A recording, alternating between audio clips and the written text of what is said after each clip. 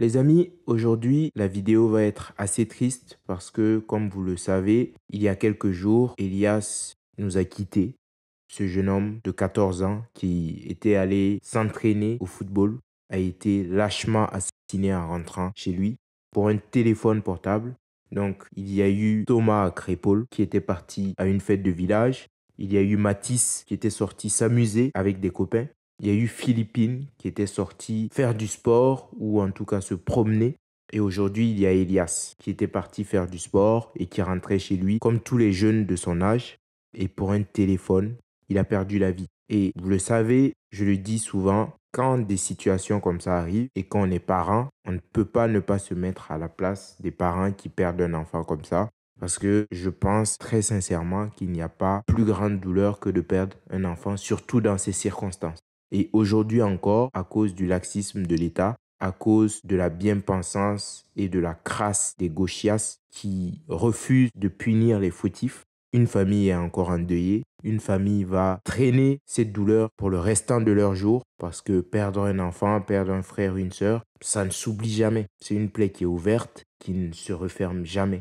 C'est fini. Donc la famille d'Elias a pris perpétuité et je tenais sincèrement à parler de cette information. Je n'aime pas trop parler des choses glauques, mais je crois que c'est nécessaire parce que malheureusement, il y a tellement d'affaires que si on ne prend pas le temps d'en parler, ça passe comme un fait divers. C'est d'ailleurs comme ça que la gauche essaye de le qualifier. Et non, il ne faut pas que ça soit vu comme un simple fait divers parce que derrière, il y a une famille qui va porter ce fardeau toute leur vie. C'est une vie qui a été absolument et entièrement brisée.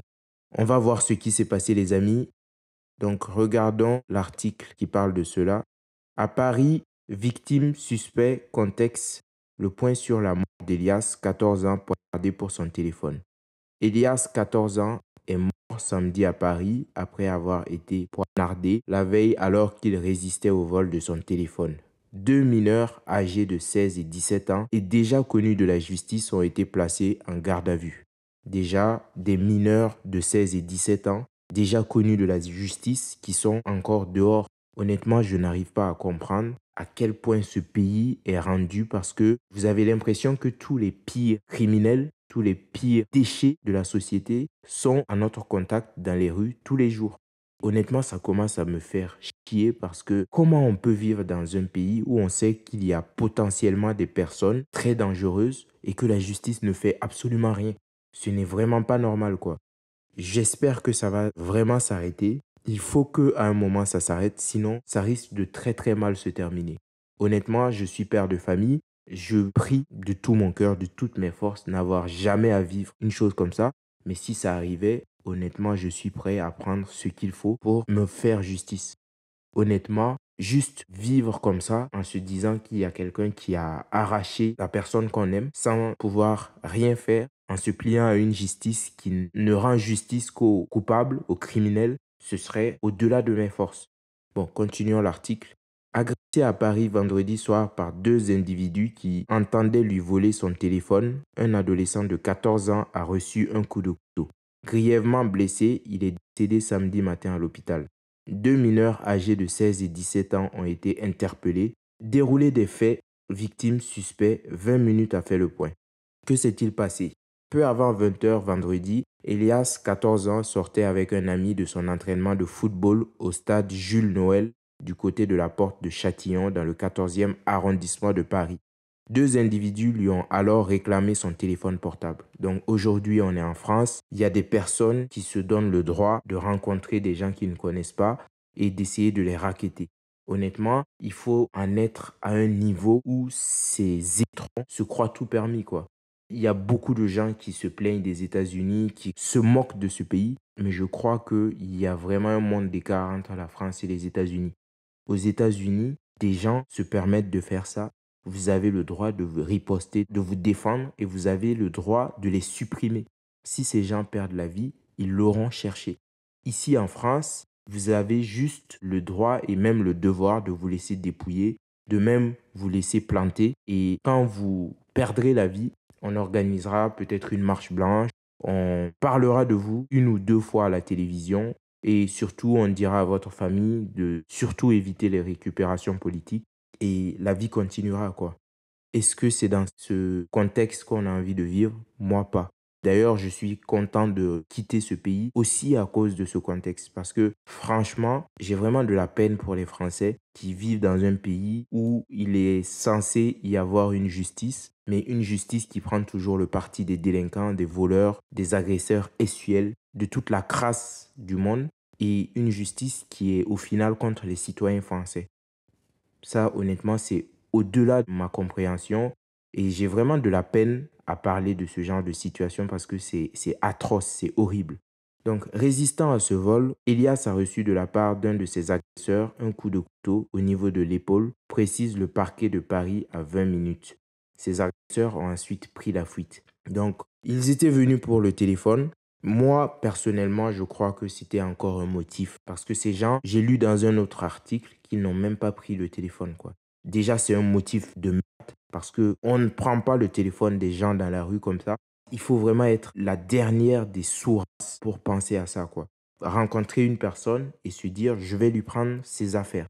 Il n'y a que certaines personnes de certaines communautés distinctes qui pensent toujours comme ça. Et je n'ai pas peur de le dire. Je n'ai jamais vu ou entendu parler d'une histoire où c'était un Jean-Michel, un Jean-Philippe qui se dirigeait dans la rue comme ça pour racketter des gens. En tout cas, en France, je n'en connais pas. Ne me sortez pas des exceptions parce qu'il y aura toujours des exceptions, mais vous m'avez compris. Malgré les gestes de premier secours apportés par son ami, l'adolescent est décédé à l'hôpital le lendemain matin, samedi, aux alentours de midi.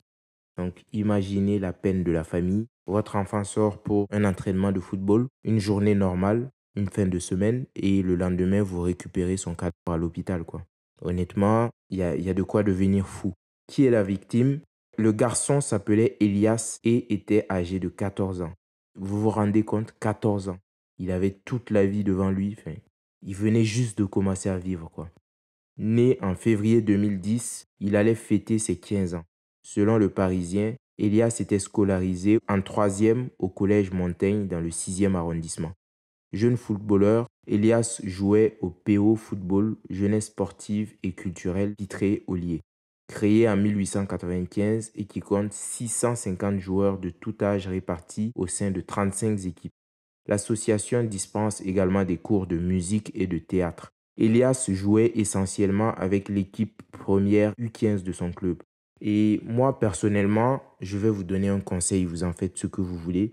Si j'étais blanc et si mes enfants étaient blancs, je suis sûr que je ne les mettrais pas dans des clubs sportifs, des associations sportives où il y a une grande répartition communautaire marquée d'une certaine communauté ou de certaines communautés. Vous voyez ce que je veux dire? Honnêtement, je ne le ferai pas parce que malheureusement, il y a de grandes chances que ça se termine comme ça. Même si c'est anormal, je préfère jouer la sûreté parce qu'aujourd'hui en France, vous ne pouvez plus rien faire. Dans une fête de village où normalement tout est censé bien se passer, ça se termine avec Thomas qui se fait planter, qui perd la vie. Dans la vie normale, vous laissez sortir votre gamin pour aller s'amuser avec des amis. Ça se termine comme Matisse avec un Afghan qui le plante à plusieurs reprises. Vous laissez votre fille qui sort se promener, juste une promenade normale, comme tout le monde le fait. Ça se termine avec une agression S, un V et une strangulation à mort. Mais dans quel pays vit-on et comment on peut accepter ça, quoi? Franchement, j'ai vraiment du mal à parler de cette vidéo parce que ça m'énerve. Ça m'énerve vraiment. Et tant que les Français ne se diront pas stop, ça suffit, ça va continuer parce que ces gens, même si la presse a tout fait pour cacher leur identité, c'est encore des personnes qui sont marquées communautairement. Apparemment, c'est une personne d'origine africaine et une autre d'origine antillaise. Moi, je vous donne les détails que j'ai. Mais ces personnes, il y a des gauchistes qui vont encore se battre pour que rien ne leur arrive. Ce sont des mineurs. Qu'est-ce qui va leur arriver? Peut-être qu'ils ne feront même pas de prison. D'ailleurs, l'assassin de Matisse, qu'est-ce qui lui est arrivé? Après avoir massacré Matisse, qu'est-ce qui lui est arrivé? Je pense qu'il est en détention dans un centre de mineurs, mais combien de temps ça va durer? Peut-être qu'il est déjà libre, je ne sais pas. Mais aujourd'hui, nous sommes dans un pays où des gens vont se permettre de charcuter vos enfants. Et le lendemain, il y aura toujours des associations gauchistes, il y aura des avocats qui vont se battre pour les libérer et peut-être qu'ils recommenceront. Parce que ces deux jeunes, apparemment, ils étaient déjà bien connus des services de police et ils avaient même interdiction de traîner ensemble.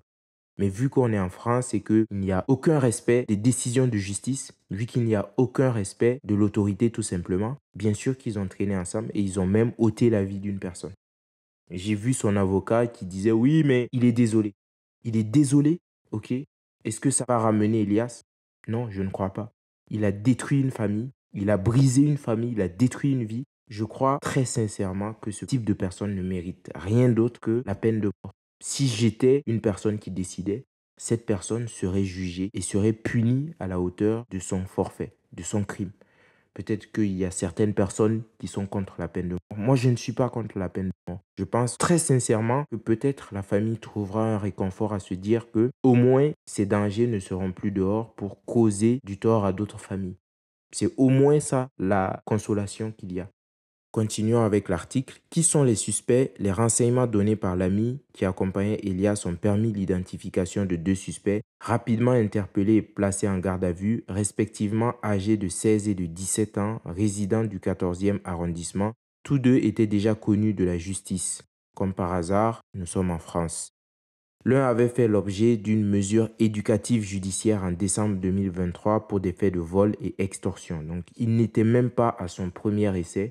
Il se permet d'extorquer des personnes. Parce qu'on est en France, tout est permis. Les deux avaient été déférés le 30 octobre 2024 pour des faits de vol commis avec violence et avaient interdiction de rentrer en contact, indique à 20 minutes le parquet de Paris. Dans un premier temps, une enquête pour tentative d'homicide sur mineur de moins de 15 ans et extorsion avec arme a été ouverte. Après le décès de l'adolescent, les faits ont été requalifiés en extorsion suivie de mort, un crime pouvant entraîner la perpétuité, complète le parquet. Eh bien, malheureusement, je crois qu'il n'y aura pas de perpétuité. Ce sont des mineurs et en France, à partir du moment où vous êtes mineur, les gauchistes, les associations gauchistes, la justice en général se chargera de l'affaire et fera tout pour que vous passiez le moins de temps possible en prison. Si même vous allez en prison parce qu'il y a des centres de rétention pour mineurs, autant dire le Club Med, et voici où nous en sommes. Personnellement, si j'avais le pouvoir, je crois que des personnes qui commettent des actes d'adultes devraient être jugées comme des adultes. Et ces personnes, après avoir purgé leur peine, devraient être purement et simplement expulsées du territoire, eux ainsi que leurs familles, les parents avec. Parce que ce sont des parents de ces étrons qui soit n'ont pas éduqué leurs enfants pour qu'ils en arrivent là, ou soit leur ont inculqué ces valeurs merdiques, ces valeurs de mort. Et c'est ça qui détruit des familles aujourd'hui en France. Pour des personnes qui veulent jouer aux humanistes, vous pouvez toujours vous cacher les yeux, porter des œillères. On rigole toujours, on pense que ça n'arrive qu'aux autres jusqu'au jour où ça nous frappe de plein fouet. Et moi, je vous conseille vivement de prendre vos précautions. Ce serait dommage un jour que ça vous arrive à vous. Et quand ça arrive, sachez que vous êtes tout seul dans cette épreuve. Honnêtement. Bon, je vous propose de regarder cette vidéo de Sarah Knafo. Au moins aux États-Unis, il y a une personne qui s'appelle Donald Trump qui s'assure que cela ne se passe pas. Lui, il expulse les délinquants, il expulse les personnes qui sont en situation illégale et je crois aussi qu'il est pour la punition des personnes qui commettent des actes parce qu'il faut s'assurer que toute personne assume la responsabilité de ses actes. Je suis vraiment pour cela. Écoutons cette vidéo. Sarah Knafo, Donald Trump obtient en 2 heures ce que la France n'est pas capable d'obtenir en 20 ans. Honnêtement, je pense que s'il y avait une personne avec la volonté de bien faire en France, ce que les États-Unis font, la France pourrait le faire. Il y a des gens qui vont dire oui, mais l'Europe. L'Europe, c'est quoi? L'Europe, c'est principalement dirigé par la France et l'Allemagne. Aujourd'hui, si la France décidait d'appliquer des règles et d'imposer son veto, je ne vois pas comment il serait possible d'empêcher la France, pays souverain, de le faire. La France et l'Allemagne, ce sont les deux locomotives de l'Europe. Si l'Allemagne arrive à se faire respecter au moins au niveau économique, la France, c'est le seul pays qui se laisse marcher dessus par tous les autres pays de l'Union européenne sans rien dire. Et ça, je pense qu'il faut que les Français se réveillent, ouvrent les yeux et arrêtent de subir cette machination parce qu'il n'y a rien de bon dans cela. Regardons cette vidéo plutôt. Quand on voit ce qu'est en train de faire Donald Trump, vous avez dû suivre hier ce qu'il a fait notamment sur les fameuses OQTF, comme on les appelle en France, il essaye de renvoyer des criminels colombiens. À 19h, l'avion arrive en Colombie et la Colombie dit « on les refuse parce que ce sont des criminels ».